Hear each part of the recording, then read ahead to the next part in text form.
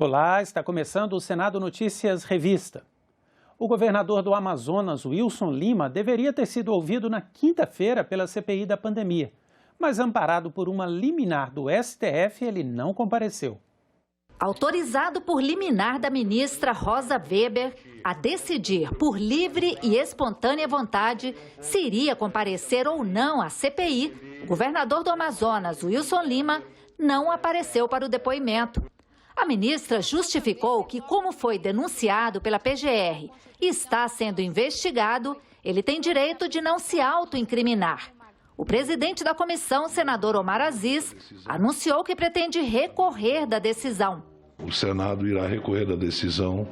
Respeitamos a decisão da ministra Rosa Weber, como temos respeitado todas as outras decisões que aqui foram impetradas contra essa comissão parlamentar de inquérito.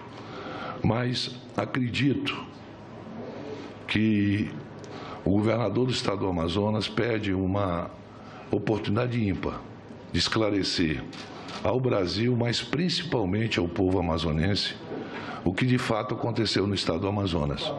O que aconteceu no estado do Amazonas não é uma coisa rotineira. Faltou oxigênio, pessoas vieram a perder a vida e o governador poderia explicar isso ao povo amazonense. Ele não terá uma oportunidade como estaria tendo hoje se estivesse aqui. Num momento raro desde que começou a CPI, senadores governistas e oposicionistas se juntaram nas críticas à decisão. Foi uma oportunidade que ele perdeu de esclarecer a opinião pública do Amazonas, de poder explicar por que ele tinha 478 milhões de reais depositados no Fundo de Saúde Estadual, portanto tinha dinheiro e mesmo assim faltou oxigênio, faltou medicamento, faltou leito, tivemos várias situações, compra de ventiladores em loja de vinho, enfim, muitas questões poderiam ser esclarecidas. Nós estamos diante de duas decisões contraditórias do Supremo Tribunal Federal nesse momento. Na mesma condição, o ex-ministro general Pazuello recorreu ao Supremo Tribunal Federal e, naquele momento, o ex-ministro não teve assegurada a possibilidade de não vir à CPI. Não lhe dava a decisão a faculdade de não comparecer, mas somente de ficar em silêncio no caso de pergunta que entendesse, pudesse incriminá-lo. Agora, dá a possibilidade do acusado por crimes do investigado de não vir à CPI. Veja, senhor presidente, nós estamos diante de uma CPI que objetiva investigar ações tanto do governo federal, quanto dos estados, quanto dos municípios. E quando nós partimos para o campo da investigação contra a corrupção, nós temos uma decisão que nos impede de avançar nessa direção. A Constituição diz que nós podemos investigar a aplicação de recursos públicos federais, tá certo? Se nós não podemos arrolar o governador de estado ou o prefeito nessa investigação, como essa investigação pode se fazer? É só pela via de papéis que nós vamos obter, de pedido de informações? Então, o Supremo ou o Congresso vai precisar resolver essa questão em algum momento. Um grupo de cerca de 20 governadores também tenta, no STF, impedir convocações. 9 já tiveram pedidos de convocação aprovados pela CPI. A CPI da pandemia aprovou a quebra de sigilos telefônico e de internet de dezenas de pessoas, entre elas o ex-ministro da Saúde, Eduardo Pazuello, e o ex-ministro das Relações Exteriores, Ernesto Araújo. Na pauta, 36 requerimentos com pedidos de informações, convites, convocações e quebras de sigilo. O senador Marcos Rogério apresentou questão de ordem para que fossem retirados os requerimentos de quebras de sigilo. Requerimentos de quebra de sigilo, senhor presidente, de quem sequer foi ouvido nesta CPI, de quem sequer é investigado, contra quem não pesa qualquer acusação de recebimento de vantagem indevida. Não é o caso para se flexibilizar um direito constitucional sagrado a todo cidadão brasileiro. Cada pedido está devidamente fundamentado e individualizado. Não existe nenhum pedido de quebra genérica. Nada que se conecte, mesmo que remotamente, às restrições já impostas pela Suprema Corte. E é preciso também, senhor presidente, quem tem uma compreensão e o povo nos acompanha, todos nós aqui temos capacidade para isso. Ou vamos usar as ferramentas para investigação para todos, ou vamos ficar aqui fazendo discurso com voz impostada. Acho que não vale a pena. Indeferida a questão de ordem, os senadores aprovaram convites para que o presidente do Conselho Nacional de Saúde, Fernando Pigato, e um representante do Conselho Nacional de Secretários de Saúde, o CONAS, falem à comissão. Também foi aprovada a convocação de Wagner Rosário, ministro da Controladoria Geral da União. O requerimento de convocação do ex-secretário executivo do Consórcio Nordeste, Carlos Gabas, foi retirado e será analisado na semana que vem. A comissão aprovou também mais de 20 requerimentos de quebras de sigilo telefônico e de comunicações pela internet. Entre os que terão os sigilos quebrados estão os ex-ministros Eduardo Pazuello e Ernesto Araújo, Élcio Franco, ex-secretário executivo de Pazuello, Mayra Pinheiro, secretária de Gestão do Ministério da Saúde, Felipe Martins, assessor de Assuntos Internacionais da Presidência, Franciele Fantinato, coordenadora do Programa Nacional de Imunização, Zoser Hardman de Araújo, que assessorou juridicamente Pazuello no Ministério da Saúde, Carlos Wizard, empresário que teria integrado o suposto gabinete paralelo, e os médicos Paulo Zanotto e Luciano Dias, que também fariam parte desse grupo de aconselhamento paralelo. Também foi aprovada a quebra de sigilo telefônico e de dados de Marcelo Campelo, ex-secretário de Saúde do Amazonas, e de Alexandre Figueiredo Costa e Silva, auditor do TCU, que fez um relatório apontando uma suposta supernotificação de mortes por Covid. A CPI também aprovou a quebra de sigilo fiscal e bancário da Associação Dignidade Médica de Pernambuco e de empresas de publicidade e marketing. Durante a semana, a CPI tomou o depoimento do ex-secretário executivo do Ministério da Saúde, Élcio Franco, e do atual ministro da pasta, Marcelo Queiroga. O ministro Marcelo Queiroga foi ouvido pela CPI no início de maio. A reconvocação dele foi aprovada há 2 semanas, mas o depoimento não estava previsto para este mês. Foi agendado depois que o governo brasileiro aceitou sediar a Copa América. Na CPI, ele disse que não vê riscos na realização do evento. Está acontecendo a Taça Libertadores da América. Está acontecendo as eliminatórias da Copa do Mundo, a Sul-Americana. Esse final de semana, um campeonato pan-americano de ginástica no Rio de Janeiro.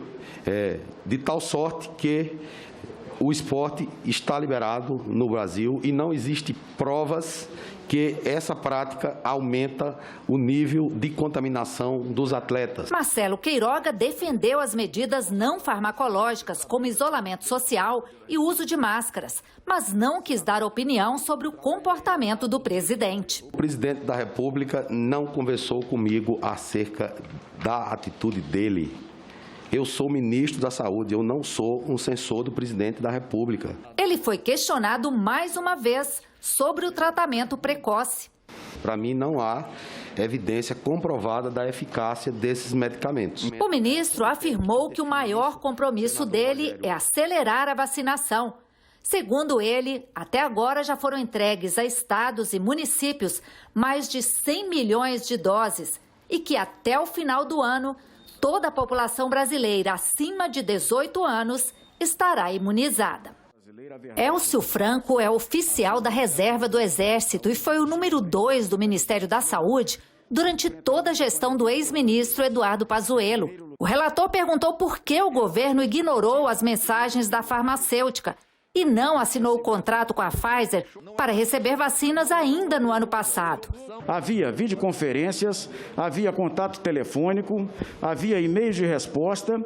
Perguntado por que a Coronavac não foi comprada antes, já que o Butantan ofereceu vacinas que poderiam ser entregues ainda no ano passado, Elcio Franco citou a falta de legislação e a incerteza sobre a eficácia da vacina, já que ela também ainda estava na fase 3 de estudos. O ex-secretário executivo do Ministério disse que nunca houve ordem para interromper as negociações e negou que as tratativas com o Butantan tenham parado depois disso, como o presidente do Instituto Dimas Covas disse à CPI.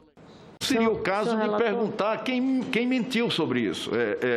O ex-ministro Pazuello ou o doutor Dimas Covas, presidente do Instituto?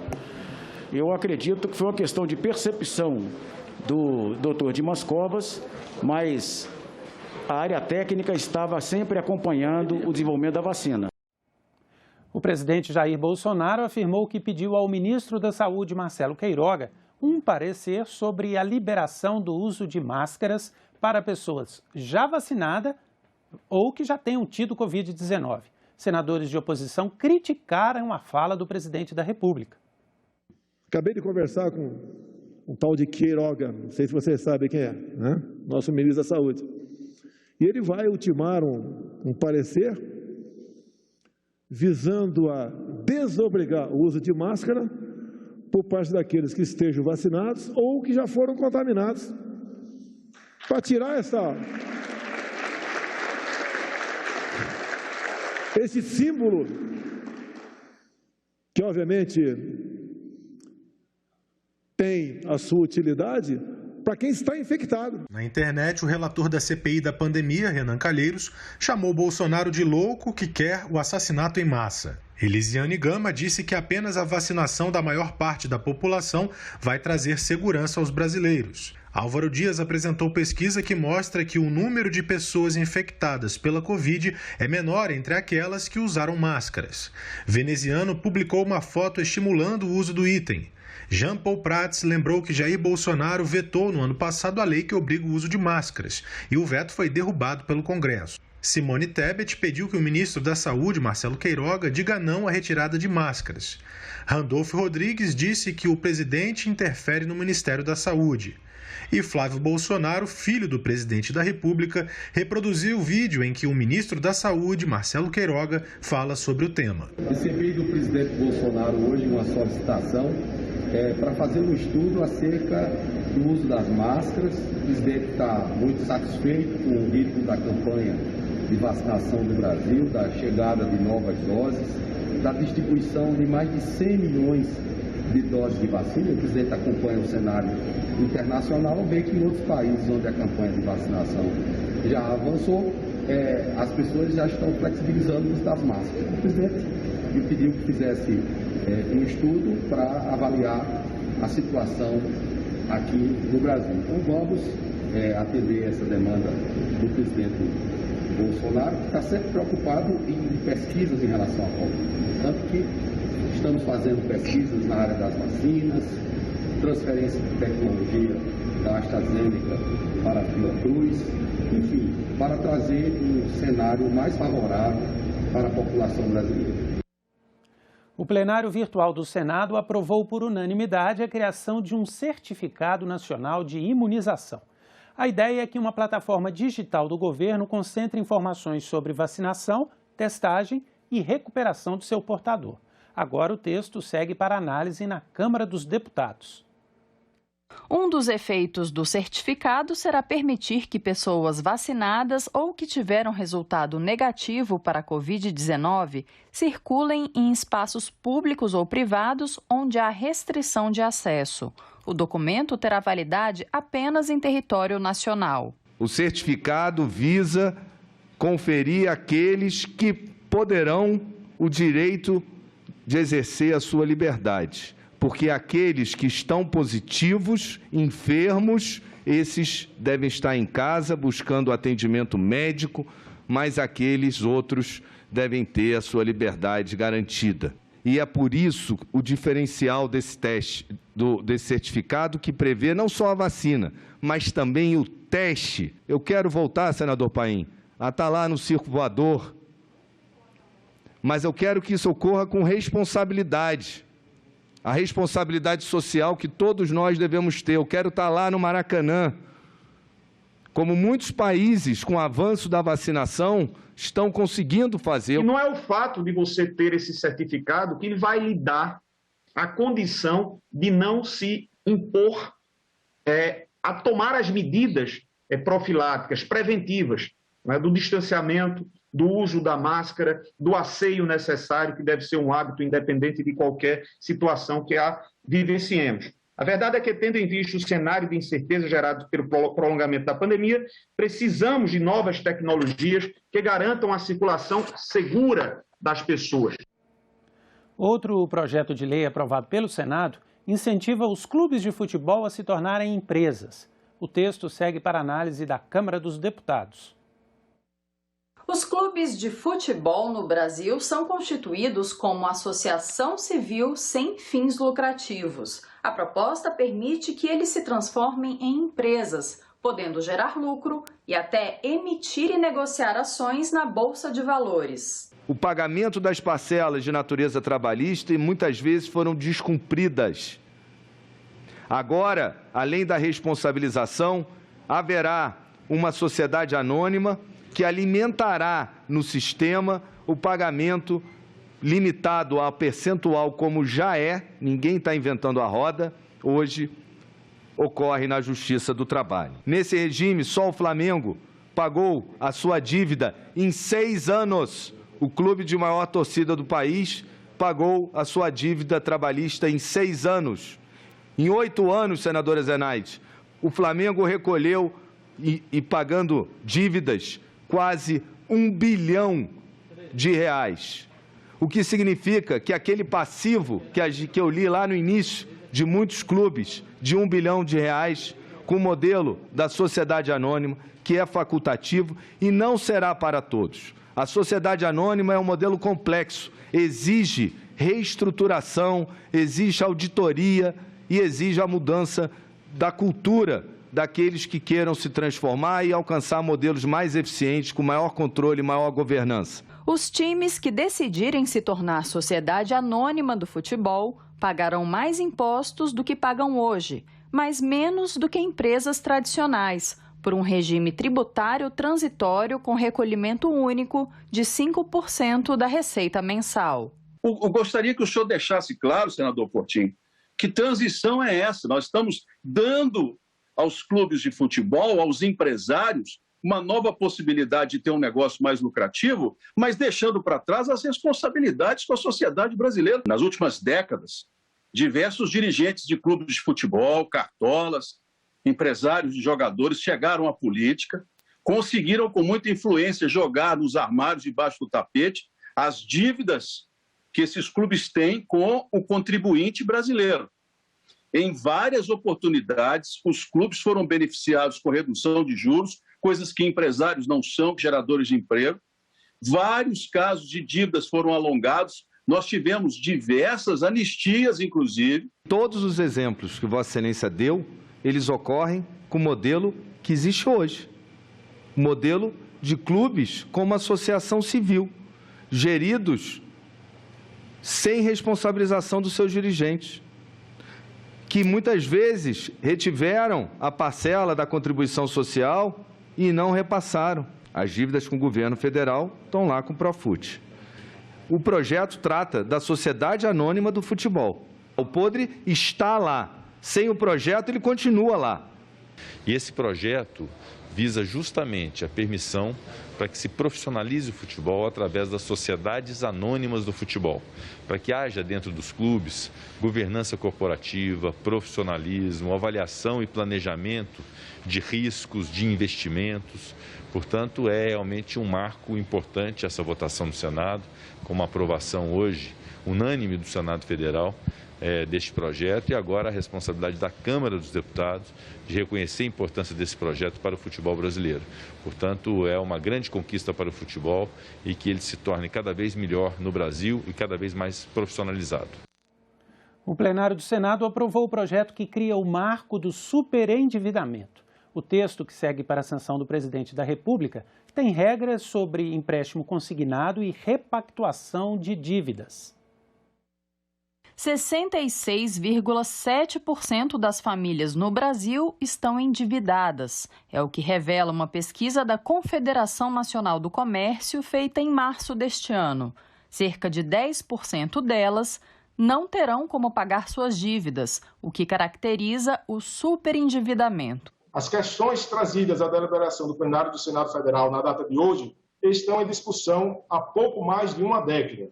A comissão de juristas que trabalhou na primeira versão dessa proposição ouviu diversos segmentos da sociedade. Se a questão da prevenção e tratamento do superendividamento já era considerada relevante há 10 anos, a importância de um tratamento mais concreto a um problema que atinge inúmeras famílias brasileiras ganhou contornos dramáticos diante dos efeitos econômicos adversos trazidos pela pandemia da Covid-19. O projeto altera o Código de Defesa do Consumidor e cria regras para dar mais transparência nos contratos de crédito e publicidade. O consumidor deverá ser informado do custo efetivo total da compra.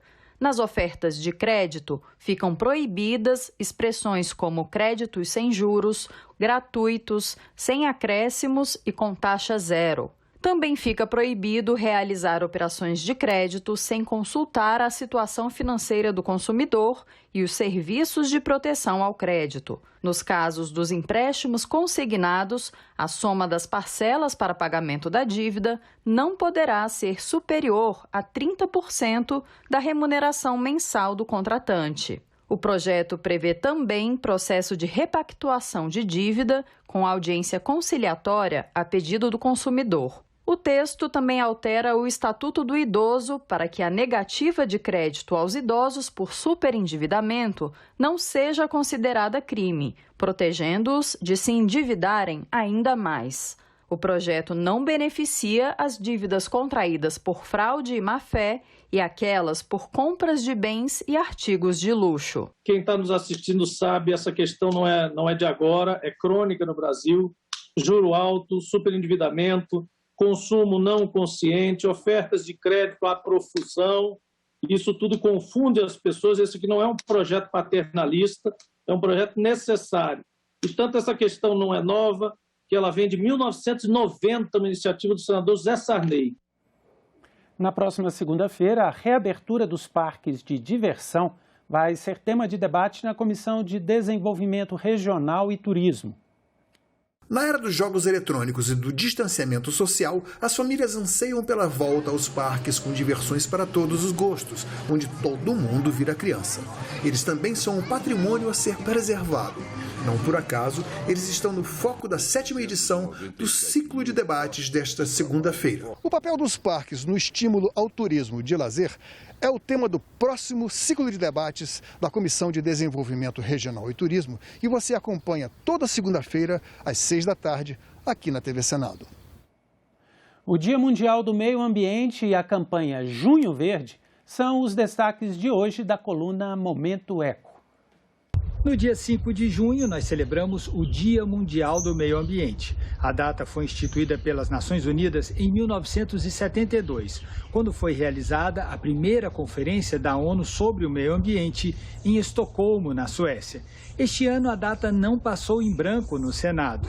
Uma projeção na fachada do Congresso Nacional, organizada pela Comissão de Meio Ambiente, celebrou a data. Nós precisamos entender que a agenda do meio ambiente ela veio para ficar. Não se trata de uma coisa lúdica, se trata de falar de emprego verde, de economia verde, de transição. Está se falando do hidrogênio verde, de outras formas de energia, como a eólica, solar. Ou seja, o mundo despertou que nós não podemos continuar tratando o planeta Terra da forma como víamos até agora. E eu entendo que o Brasil precisa se encaixar nessa caminhada. No mês passado, o projeto que determina a adoção da campanha Junho Verde pela Política Nacional de Educação Ambiental foi aprovado pelos senadores e agora está em análise na Câmara dos Deputados. O objetivo é estimular durante todo o mês de junho campanhas, atividades educativas e mobilizações da sociedade civil voltadas para a preservação ambiental. O Senado já está fazendo isso, antes mesmo da aprovação definitiva da proposta. Olha, no Junho Verde a gente fez a comemoração do dia 5 de junho, junto com algumas entidades da sociedade civil, que foi a iluminação dos 2 prédios do Congresso Nacional, exatamente no dia 5 de junho. Agora, a partir do dia 18, nós teremos a cúpula do Senado iluminada de verde até o final do mês. No dia 7, nós fizemos uma audiência pública, evidentemente através do sistema de internet, sobre a alimentação equilibrada, a alimentação nutricional, com vários convidados que fizeram belas exposições. Na segunda-feira, 14, vai haver o lançamento do Fórum da Geração Ecológica, que é uma ideia que nós trouxemos à Comissão de Meio Ambiente, convidando 40, 45 pessoas da sociedade civil que têm trabalho prestado nessa área da convivência com o meio ambiente, da preservação do meio ambiente, e nós vamos formar um grupo e durante o ano vamos trabalhar exatamente para construir um arcabouço legal que aponte o caminho do que eu chamo da sustentabilidade tripartite: sustentabilidade ambiental, social e sustentabilidade econômica. Terminamos a coluna Momento Eco de hoje na expectativa de que toda essa mobilização do Junho Verde nos ajude a reverter dados e medições recentes que apontam o aumento do desmatamento na Amazônia, o crescimento dos focos de incêndios florestais e a ocorrência frequente de invasão de terras indígenas por garimpeiros. A gente volta na semana que vem. Tchau! Nós ficamos por aqui. Você pode rever as reportagens desta edição na nossa página na internet, senado.leg.br/tv. Obrigado pela companhia e continue sintonizado aqui na TV Senado.